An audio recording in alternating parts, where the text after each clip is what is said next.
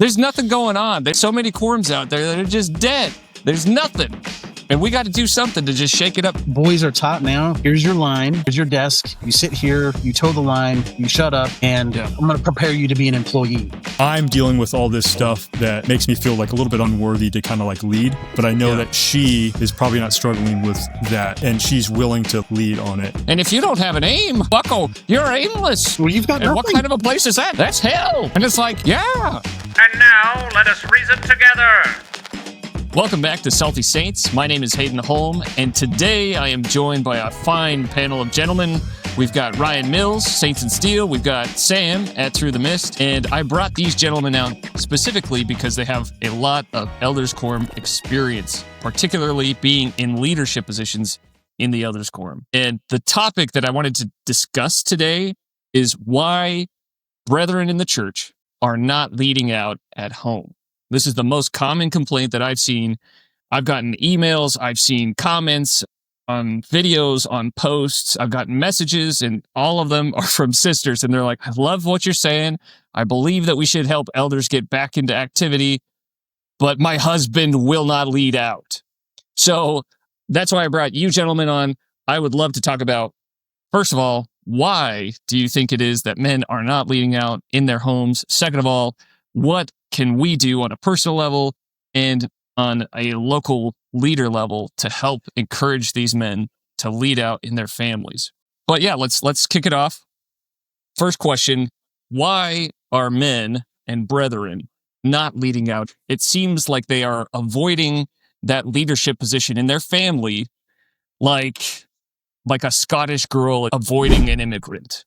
Okay, maybe that's too topical, maybe that's too soon. But Ryan, what are your thoughts? But yeah, that might be a little too topical. No, so there's no easy one answer to this one. I mean, it's like most things. It's like, well, it depends. And I hate to couch it that way, but I think that's accurate. Yeah. So I'll tell you, based on my experience, having been in an Elders Quorum presidency going on, well, let's see, it'll be 4 years, 5 years, 4 years next month. Yeah. So I've been able to work with a lot of guys, both locally, and then we've got a pretty strong stake. We have 3 wards that go to our building, even though it's not a Utah ward. So I'm exposed to a lot of these guys. There's a lot of crossover, and we work, on a lot of different things. Most of the issues that I see, I actually, when I was thinking about this, I kind of came up with a list of like 5 things. And I can hit those 5 real fast. And then if we want to dive into any of them, we can, but I can just touch on them and then kick it over to Sam, and he can kind of include his thoughts too. So most of the things that I have experienced, that I've observed, you mentioned both organizational and individual, right? Yeah. I think that the issues are the issues. Some of the solutions can be both individual and organizational. So the first one that I noticed, and real quick to clarify, we're talking about men primarily in Utah and in North America specifically. So these are the men that they hit the age of 30 to 45, and they start looking at that bottle of Xanax and they're saying it's not doing it anymore. So these are the men that we're talking about. Go ahead. Yep. So the first one, and this is probably not going to come as too much of a surprise to anybody, but I think it's just a general culture within North America of just dismissiveness of men. The general, like, men are no longer needed. I can do, as a woman, I can do anything that a man can do, and I can do it better. And anything that I can't do or do better, I can get some government service to do for me, or I can get the church to do for me. And so there's a general culture of just dismissiveness, and kind of connected to that though too is this idea that, like, so many men in the church in North America have bought into that as well. And they've dismissed themselves. So they've absorbed that and decided that, yeah, that's probably true. So not only is everybody else dismissing me as a leader, but I'm going to dismiss myself. And I think that's a bigger issue. So that's the first one for me. The second one is the all important 11th commandment, which is thou shalt be nice. No. Nice guy syndrome in the church is thicker and deeper and broader than any organization I've seen out there. There is this, I think we've misunderstood, or we misunderstand the commandment to, love others, to love our neighbor as ourselves. We interpret that to think that means we must be genteel and soft and nice and Right. cue Hayden's George McFly voice, right? That's Yeah. Oh, yeah. Oh, gee. sure do appreciate you. We don't want to make anybody upset. Let's smooth the waters. Oh, we're all right. We're okay. Yeah, that. All right, but go for it. Yeah, reminds me of the Elder Holland talk from several years ago, talking about how we don't want, most people don't even want a God that not only does he not rock the boat, but he doesn't even row it. Right? It's that same idea. Just tells me to run along and pick marigolds, and the way that plays out at home is, okay, dear, whatever you say, we'll go along with it. What do you think we should do? I don't know if I'm really capable of making a decision on my own. I just want to do what you want to do and make you happy. That's kind of how that leads out at home. Do you know what that looks like? Men, if you're listening to this, you know what that looks like to your wife? It looks like you're a little boy. It looks like you need mommy to help you make decisions. And guess what? That's not attractive. And she's not willing to follow that. So we can get more into that. But that was kind of the second one for me. So the 11th commandment. The third one is, for me, it's a lack of I like that call out. Real quick, before you get to that third one, I think what you're pointing out is really critical, because we've done episodes on happy wife, happy life, and nice guy culture. It seems like nice guy culture exacerbates the happy wife, happy life lifestyle, where it's like, hey, let's just roll over, smooth the waters, whatever she wants, I'm going to try and give her, but it ends up infantilizing these people, just like George McFly. Love that point. Keep going. Yeah, exactly. So the third one is lack of mentorship. And, it's interesting. I think even looking at like our generation, look at the people who mentored us and taught us how to lead at home, etc.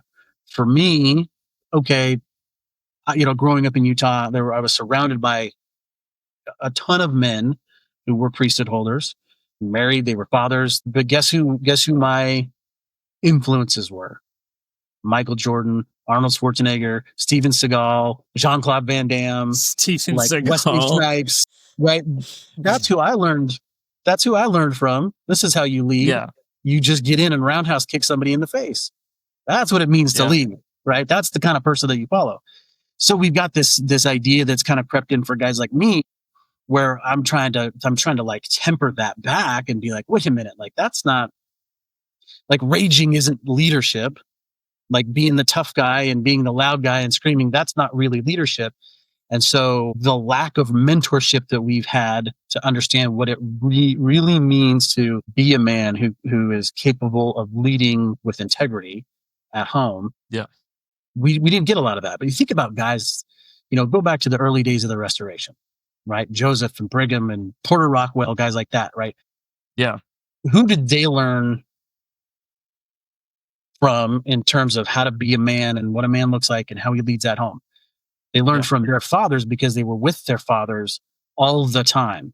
They grew up with dad out in the field or at the shop or whatever, kind of it was really sort of like the Industrial Revolution that started to change a lot of that stuff.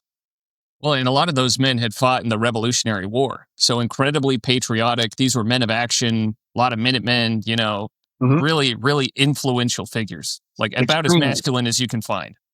About as masculine as you can find, but not in a, get to the chopper kind of a way, right? An authentically masculine man. And what happened with the Industrial Revolution is, instead of boys now going to work with dad out in the field or at the shop, dad went to the warehouse or to the factory to work on the assembly line, and sons now got to stay home with mom or go to school and learn from somebody else's mom. And that's been kind of the major historical shift that we've seen in North America and really within the church. And so now we grow up as boys. I don't know. Have you guys ever heard? Have you ever heard the phrase by Douglas Wilson? He's a great kind of Christian author. And it's one of my favorite quotes. He says, "If boys don't learn, men won't know." It's simple, but it's kind of deep when you think about it. And I think that's why a lot of men don't lead now, because they don't know how to. We can jump a little bit further deeper into that too if we need to. But yeah, I like that. so that was number 3. So lack of mentorship. Number 4 was we don't teach leadership. This is one of the biggest pet peeves of mine in the church. Let me ask you guys. You guys both serve or have served in leadership callings. Think about the last couple times that you went to like a stake leadership priesthood training meeting, right? You've been to a bunch of them. Think back through there. Think about the talks that were given at those leadership meetings. Could every single one of those talks also have been given in sacrament meeting to the general body of the ward? Could they also have been given, or a version of them been given in primary? If your experience is like mine, yeah, probably. Like when I go to like a priesthood leadership meeting, if it's not a policy change, then it's just hey, here's a general spiritual talk, right? That I could get from any other meeting in church. I've never been to a priesthood training meeting where the stake president sat us down and he said, "Hey, look, brethren, this is how you lead effectively. Here's how you lead people, right? These are the steps, or here's 5 things that we learn from." Here's the manual or the training. This spiritual guy. This is this scriptural story or from the Savior. We don't teach leadership.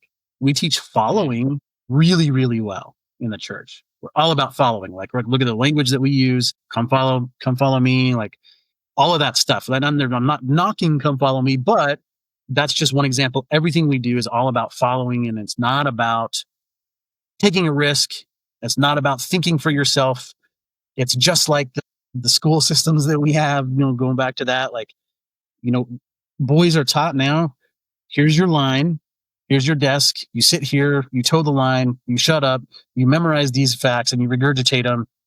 And I'm going to prepare you to be an employee, not to be an entrepreneurial guy who can think for himself and is willing to take risks. And we do the same thing. I think we do the same thing in church. So that was my 4th one. Now, 5th one, I think you guys will like this one. We are not visionary men. We don't teach each other to be visionary men like Lehi, right? Now, what does that mean? What do you mean by that? Yeah. When we talk about Lehi, typically when we think about him being a visionary man, what do most people think about when they hear that phrase? Like a prophet? Yeah, like a prophet. Like, okay, this guy has dreams. He has visions. He sees things and he tells us what they mean or tells us what they are. And that's right. I think that's one example. However, think about the story of Lehi's family from the perspective of a father, right? Not from the perspective of a prophet. Lehi had this vision that he looked out, to the future and said, "Hey, you know what? There's potential out there to do something great. I feel like this is where my family is supposed to be." Right. So when I talk about being a visionary man, I'm not necessarily saying like you need to be praying for prophetic dreams. Right. What I'm saying is you need to be the type of a man who can create a vision for your life and for your family's life, and then lead your family there. We don't talk about that ever. You're talking more about like leading out spiritually, like setting the tone in your household spiritually. Yeah. Well, think about, let me put it in a way that you probably have heard it, that you're probably more familiar with. What does almost every successful CEO do? What is his or her responsibility? They're they create a vision for the organization. They're the visionary of the organization. They're the ones who decide, we're going in this direction, right? As a company, we're going out into the wilderness and we're going to suffer and it's going to suck, but we're going to do it because it's going to lead us to the promised land, right? Yeah. We don't do that as men at home. Nobody teaches us how to do that. So, but I think that's one of the so you're touching down almost like a culture of safetyism, kind of the worship of safety, security, dependability, which to your point can lead people to depend more on the arm of flesh than on God, right? Where it's like, all right, I need to lock in, go to school. It's the same steps that we were taught ever since we were young. You know, you go to school, you get out of high school, you go to college. You get to college, they will give you a degree that will get you a job. You get married after you are financially set up enough to afford a wife. And then you have kids, maybe one, maybe two, after you've saved up enough, and then you can afford them, you know, and then you just move forward with your life from there. You lock it in with that job. You clock in, you clock out. You don't grumble, even if it's killing your soul, because eventually it's going to give you a pension. And you're going to be able to ride off into the sunset with your beloved and your family and your grandkids, you know, and you'll have the ketchup fights, you'll have the pillows and the tickle fights and all that. You'll have the great the gasoline moments there. fights. And you'll get the holidays off, you know, and it'll be a mostly pleasant experience for everybody involved. And that works if you love the job. If you don't love the job and it can't pay off the student debt, and if you don't get a job, you know, there are a lot of ifs that weren't really factored in when we were going through this, you know, when we were being spoon-fed that. Here's the real issue that I think is germane to this conversation is that works until you realize that you're freaking miserable. Right? And the money can only get you so far. Yeah. When you have played it safe and played it safe and played it safe, and you have zero fulfillment in your life as a man, you have no initiative to lead. You're just going through the motions. It's just performative at that point because you've decided that this is just your lot in life. You have no real vision because somebody else has created the vision of that life for you. And so you just follow along. And the next thing you know, you're just following what your wife, you're showing up at church and you're sitting in the back of Elders Quorum playing Candy Crush or whatever it is you play. And you're doing that just to get along because you have no more life. Like, life has just sucked the freaking life out of you because you have no vision. You have no direction. You're just drifting. Right. At that point, you're aimless. Like everyone needs an aim to be all Jordan Peterson on. You need an aim because you have to orient yourself around that aim, and that directs and dictates all of your actions. They are in relation to that aim. And if you don't have an aim, bucko, you're aimless. Well, you've got and nothing. What kind of a place is that? That's hell. And it's like, yeah. How did you get more and more Jordan Peterson as time went on? That was like degrees of Jordan Peterson. That was good. You started off as an old man, then you ended at Jordan Peterson. Started channeling him. Yeah, no. You know, funny about that too is that like when that idea of vision like really kind of really hit me hard, it was when I was listening to Jordan Peterson's Maps of Meaning when he was talking about the Old Testament days. What was one of the primary purposes that nobody talks about of burning animals and bringing the burnt offerings? When you burn something, it creates smoke. And if you follow the smoke as you watch the animal burn, what does it do to your vision? It naturally lifts your vision higher to heaven.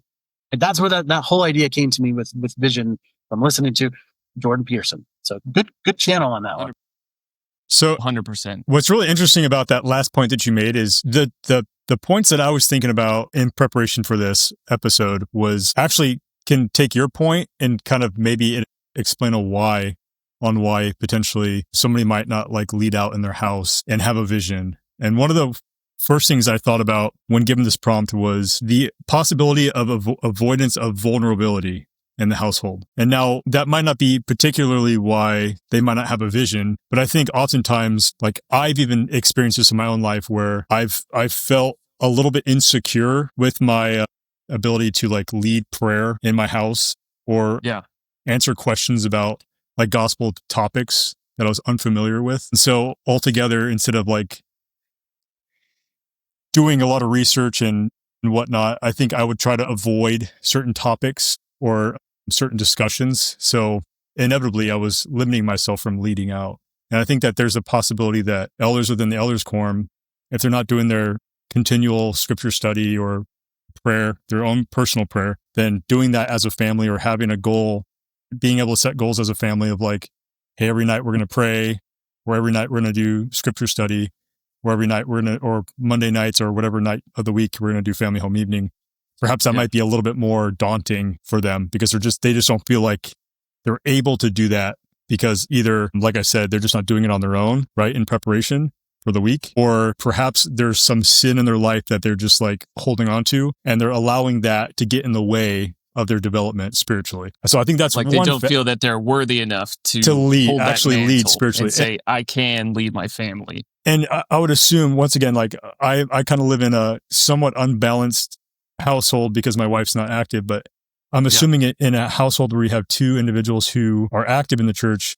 If you have that holding you back and your wife is very active, then that would probably be a lot easier to kind of just like ride off the coattails of like your wife's spiritual progression. Because it's like, well, I'm dealing with all this stuff that makes me feel like a little bit unworthy to kind of like lead, but I know that she is probably not struggling with that in particular, and she's willing to like lead on it. So, but that, I think that kind of even leads to my second point. It's like the lesser of two evils. It's like, well, I know I should be leading, and it's not ideal that she's leading the house, but because I feel unworthy, I would rather have her lead out and do so worthily than have me lead out and do so unworthily. Yeah, and I think over time, that could be actually more draining on like somebody's psyche to just continually be in that state of like, I should be doing this, I should be doing this, you know, and like, I'm not or good enough, at least I should be contributing to it, right?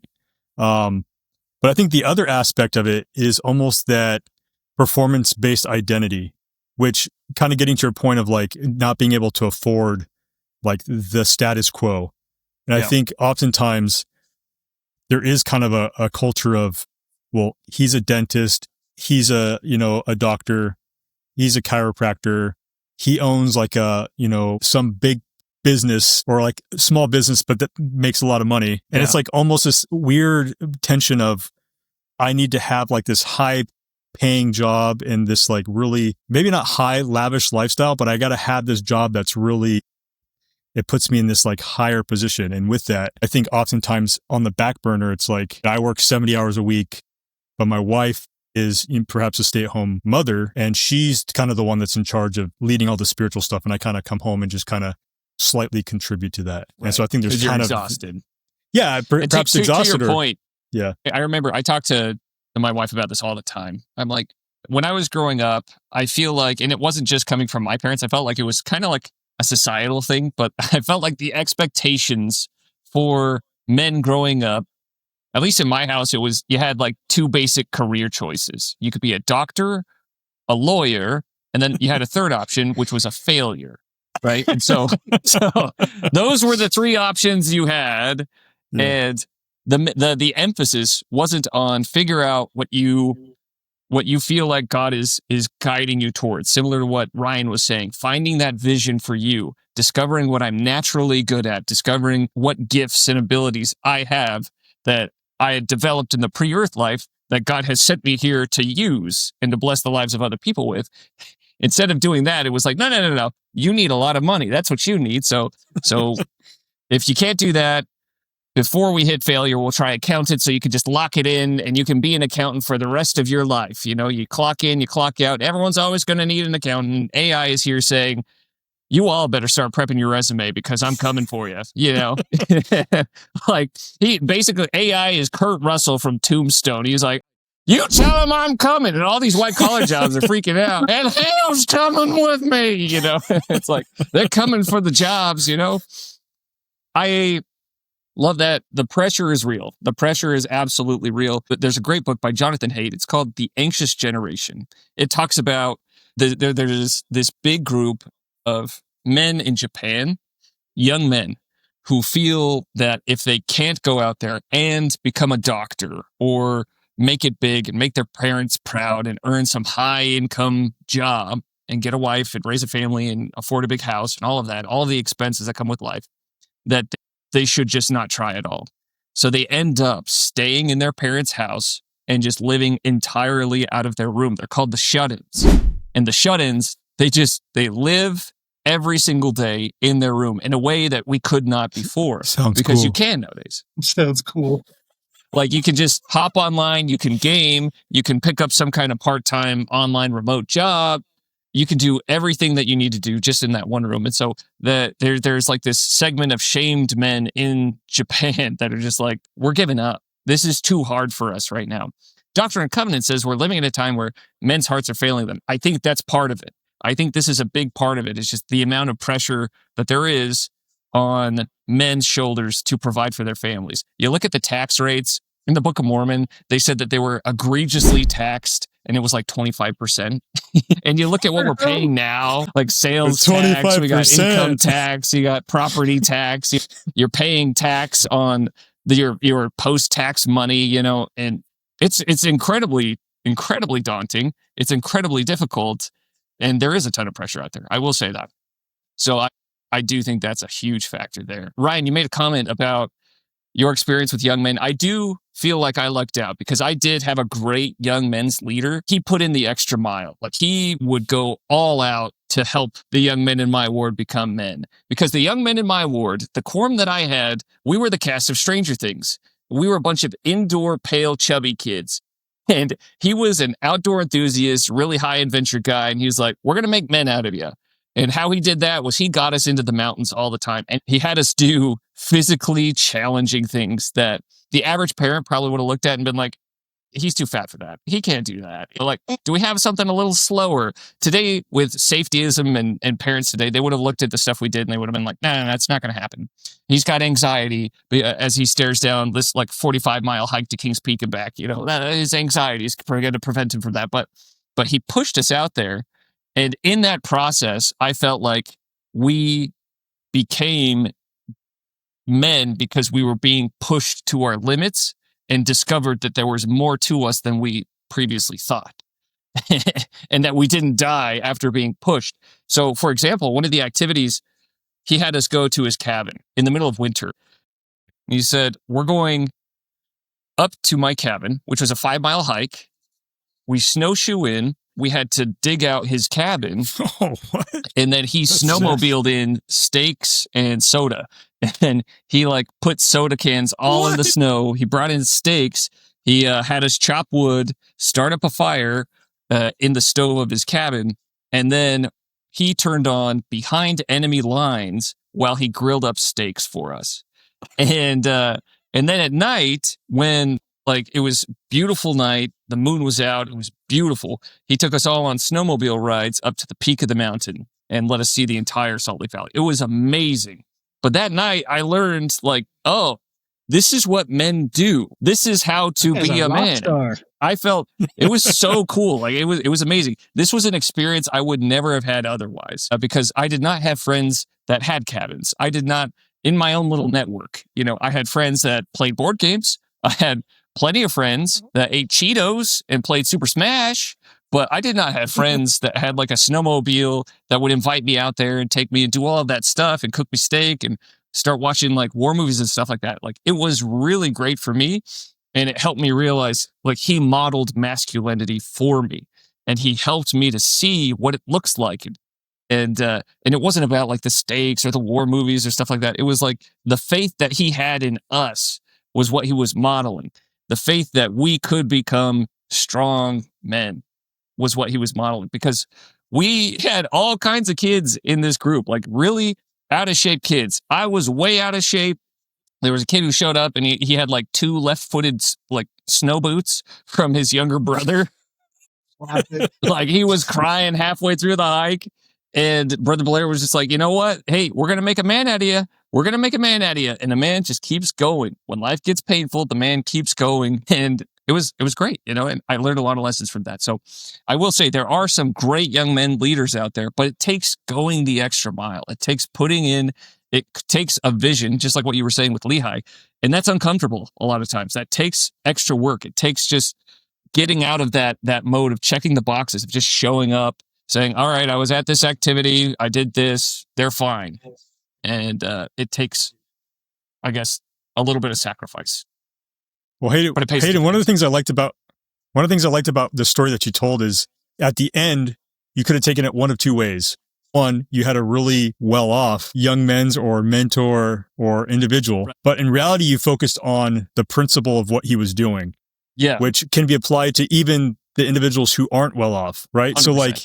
That's the difference, is you honed in on the idea that he had faith in you as young men to do the thing, or, he developed you in that aspect. Whereas some people might internalize it as, well, okay, so that means I need to be the banker so that I can get the cabin up cabin on and the snowmobile, and I need the stakes and the snowmobiles. Yeah, no, he was a But manager at a Smith's. Like, he wasn't even super wealthy. He just bought a cabin when it was cheap. That was before my day. Awesome, yeah. But he could have, I think, Sam, to your point, he could have done, you could have had the same results in any exactly. other. Totally. Yeah. It could have been just, hey, we're going to drive up the canyon and we're going to smash you in 5 miles to have a fire and do this, and same thing without the cabin and the snowmobile and all that stuff. So totally. I think that's a good point.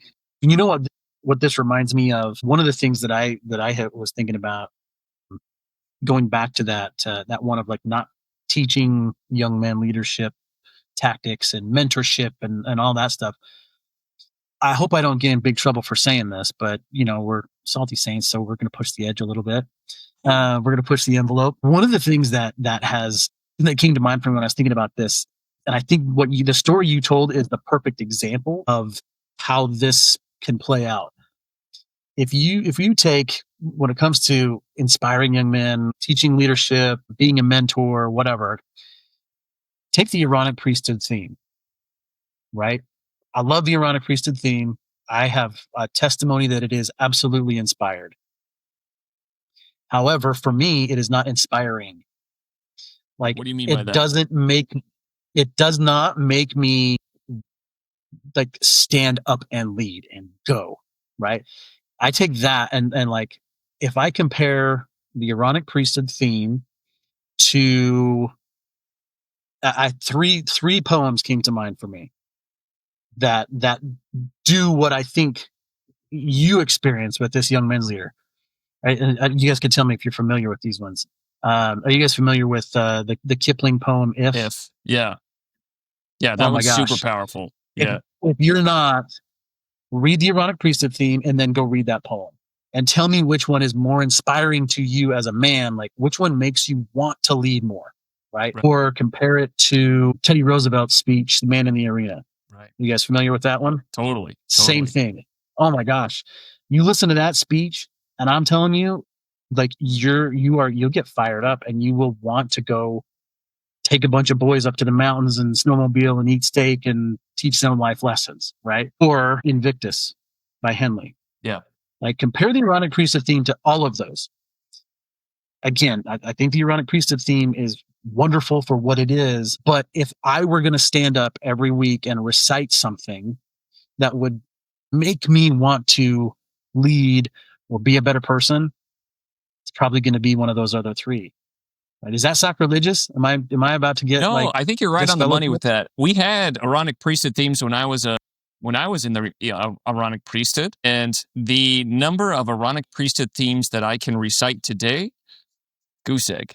I don't remember any of them. They never did too much for me as a young man to inspire me. The thing that moved me and inspired me were scriptures. It was good leaders, strong men, and friends. It was those three things. Those were the three things that really helped me. The one thing that I think, in hearing both of your lists about why men aren't leading out, that I think is crucial, is that men today don't have friends. They don't have male friends. And I think they need male friends because men are mimetic creatures. We mime, we copy each other. And so if you are not leading out in the home, it's likely because you are isolated. You don't have friends. But if you were to have a good group of friends, then it's that old saying, tell me who your friends are and I will tell you who you are. Okay? If you have a good group of friends, it's likely that you are going to start doing some of the things that they do. You're going to start acting in the ways that they act. So I look at this from an organizational perspective, and we're going to get into answers right now. So this is one of the solutions that I think. I look at Elders Quorums right now. They're dead. Most of the Elders Quorums are dead. There are a couple like boomer circles out there, the older guys, they're like, I don't know what you're talking about. We have great conversations in our family home evening groups, so they are fantastic. I'm not talking about those. I'm talking about the young fathers, like that middle age range. They're in the thick of it. They're fighting. They've got a lot of young kids, and life just keeps getting harder and harder and harder. I'm not talking about that group that's already made it. They're coasting off into the sunset. with their retirement. You know, they're like, yeah, we're great. It's like, no. That's about to be me in like 5 years. I'm so excited. Yeah. No. Well, you can join one of those family home eating groups. I'm talking about our family home eating groups are so good. We'll play bingo tonight. Oh, boy. Get my tapioca. So the thing is, I think these young fathers, they have so many pressures on them, and it's really, really difficult for them to lead out. But I'm going to throw a but. If they had a community of great friends in their local ward, in their area, physically, that they could see every week, I think that would be helpful. And how do we make that happen? I think some of the suggestions we've had on this channel before are great ideas. The round tables with the snack and chat, where you read comments of what is on the hearts and minds of men that week, and you just talk about that for the first 10 minutes of class. I think that's a great starting point. You're going to get men opening up. You're going to get men vulnerable. They'll start to connect, and they'll start to get to know each other, and that's huge in itself. So that's suggestion number one, is just do those. Suggestion number two is something that is a solution that I found recently. I live in San Antonio. San Antonio is a big military place. They have like 4 military bases around here. Very, very proud Americans, very military, very patriotic town. There is a group out here that they hosted this big MRF event. And for those of you who don't know, a MRF is where you, with a 20-pound weighted vest, you do 100 pull-ups, 200 push-ups, 300 squats, and you run 2 miles. One at the beginning, one at the end, typically. So I went and I did this because I'm crazy, and I have a friend out here he's a veteran. He's one of my good friends. And he's like, hey, you're a man, let's go do that. Because I had a good young men's leader who said, push yourself, get out there, you push yourself. And so I did. And I went out there, I pushed myself, I threw up halfway through, had the best time of my life. I finished, and it was great. Afterward, these guys invited me back. They said, we do workouts every Friday, and we would love to have you back. And it's a bunch of veterans. These guys, I'm the fat kid in that group. These guys are insanely shredded. Like, these guys are top-notch fitness. I go to this group. Every time I go, they have a simple format. So they start off with a really intense workout. Like, you're basically crying by the end of it. So you're pushing yourself. I'll give you an example. Like, one of the exercises they have you do at least 2 or 3 times was toe bar touches. I don't know if you're familiar with those, but like, you hold on, and you're supposed to like fold like a lawn chair, just and it was so like they had you do that, and like I was almost crying by the end of it. It was so painful. And so they have you like really work yourself and challenge yourself and push yourself physically. And then after that, they actually started doing something that I felt was a little weird at first. I was like, whoa. They had a spiritual reflection, and they made it very general. They made it more like philosophy based, and they got into like stoicism and stuff like that. But they had this entire lesson the first time I went about understanding that you cannot control the storm, but you can master the ship, and controlling, self-controlled discipline and self-mastery and all of that. They opened it up to a discussion, and other men started talking about their mental health and the struggles that they were having. And it led to other men participating, and it became this really, really cool space. A really sacred space too. And I was feeling the spirit. I was like, whoa, there's something here. There's something really powerful going on here. But that's not all. I'm like Billy Mays over. But that's not all. Wait. The other thing. Wait, there's more. But wait. The other thing that they did, right? So they had that, and it was really cool. Everyone was feeling unity.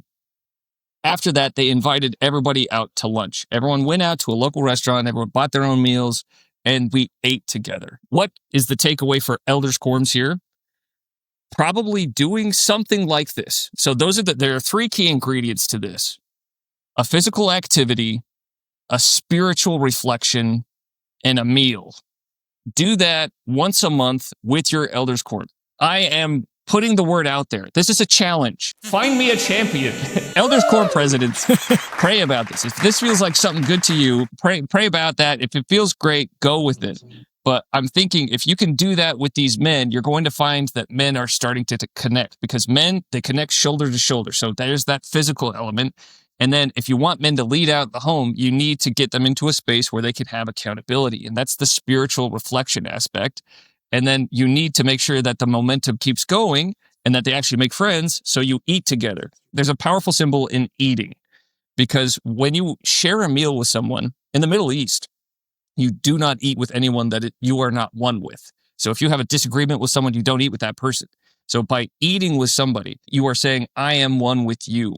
There's a lot of symbolism in the Last Supper. In Spanish, they say La Santa Cena, the holy dinner. The sacrament is actually a meal, right? And so it's like eating with people can get you on a level with them that nothing else can. So you've got unity, a social aspect, physical aspect. They're going to come together and form a strong friendship and brotherhood. And I think that would be the key to getting these men to lead out, because every time I go now to these workouts, these guys, they hug. They're big huggers, and I'm okay with that. Like it's a little much for me. I grew up in a no touching home, and I'm okay hugging them back. These are guys that could kill me like with their fingertips. It's led by an Army Ranger, like serious dude. He led over like 450 night raids over in Afghanistan, like hardcore dude, like super hardcore. They have real problems. The problems aren't like, oh, I can't afford Lulu leggings or the quartz countertops or whatever. They talk about real challenges that they have. And so this is the challenge that I have for Elders Quorum Presidents, is see if that would help, doing something like that once a month. But I'd love to get your guys' reaction on that. What do you think? Would that help? Am I crazy? I think you're right on the money with this one. One of the things that I had thought about ahead of time too is that I think connects with this really well. When you go through as an Elders Quorum President or member of an Elders Quorum Presidency, when you go through the general handbook and you look at the purpose of an Elders Quorum Presidency, it's not spelled out explicitly, but it's absolutely in there that one of your responsibilities is to be a champion effectively for the men in your quorum. Right. It's to figure out a way to help them be the best version of themselves and be the best version of that brotherhood that they can be. Yeah. I think what you're talking about it is 100% in line with what is spelled out within the handbook. And because and the reason I bring that up is because as you were kind of telling that story and kind of issuing that challenge, I could hear in the back of my mind Elders Quorum presidents that I've had in the past say, well, I don't know if we can really do that. Like, I don't know if that's going to be okay. I don't know if the bishop's going to sign off on that. They only have like $10 in budget, so it's going to have to come from somewhere. Right. And I'm saying, and so that's why I make the comment about the handbook. Yeah. Because if you are one of those guys, if you're an Elders Quorum president or in a presidency, and and that's your mindset is like, no, I do things that are in the handbook and only things that are in the handbook. First of all, you're wrong. Second of all, you can make that fit within the handbook. Right. Yeah, right? You definitely can. Third of all, you're wrong. And I believe that most families would be okay footing the bill for like a monthly meal.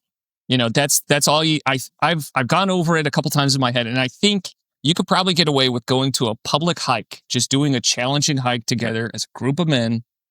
That's okay. Having a spiritual thought, you could do that in the parking lot. Okay, so we got free. So that's free. Yep.